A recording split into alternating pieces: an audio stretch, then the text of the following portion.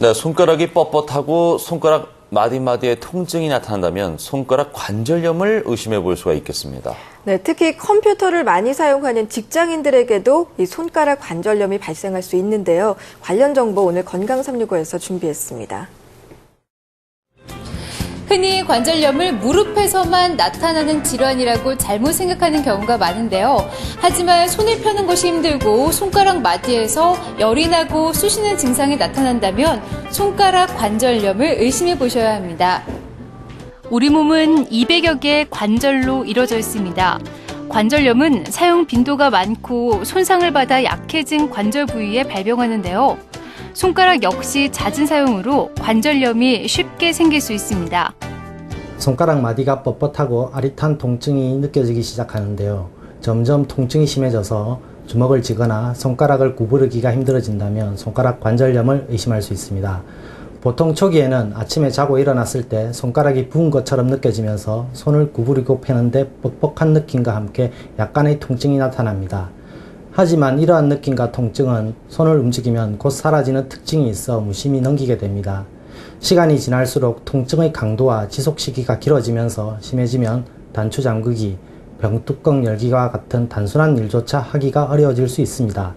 또한 손가락 마디가 굽거나 튀어나오는 관절 변형이 나타나는데요.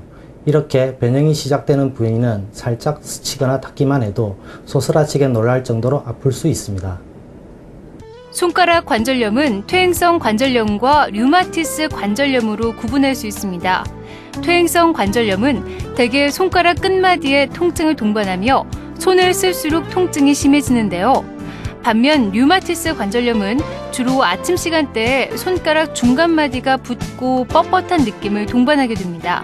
세밀한 손가락 움직임을 많이 필요로 하는 일이나 무거운 물건을 자주 드는 일과 같이 손가락에 반복적인 자극이 가해지는 경우 손가락 관절염이 발생하기 쉽습니다. 실제로 손가락 관절염은 제단사, 미용사, 농부, 공예가, 건설업 종사자, 피아니스트, 가정주부 등에서 많이 발생합니다. 최근에는 컴퓨터를 많이 사용하는 직장인에게도 간혹 나타납니다. 손가락에 대한 과도한 사용이 없더라도 폐경기 무렵의 여성의 경우 손가락 관절염 증상을 보이는 경우가 있습니다. 이 외에도 급격하게 체중이 증가하는 경우 관절 내의 순환이 원활치 않아 손가락이 뻣뻣한 증상이나 손가락 마디의 통증이 나타나기도 합니다. 손가락 관절염 치료에서 가장 중요한 것은 휴식과 조기 치료입니다. 통증이 발생하면 가급적 휴식을 취하고 손가락을 가볍게 마사지해주는 것이 좋은데요. 하지만 통증이 지속된다면 전문의를 찾아서 조기에 치료받는 것이 중요합니다. 손가락을 사용한 후에는 따뜻한 물에 손을 담가 마사지를 해주면 도움이 됩니다. 그럼에도 통증이 지속되면 조기에 치료를 받는 것이 좋습니다.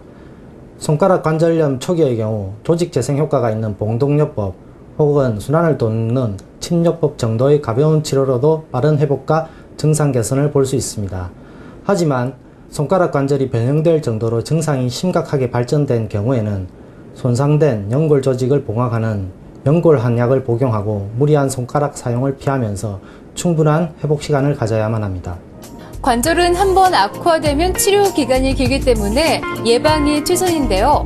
업무 도중 1시간에 10분 정도는 휴식을 꼭 취해줘야 한다는 것 잊지 마셔야겠습니다. 건강365였습니다.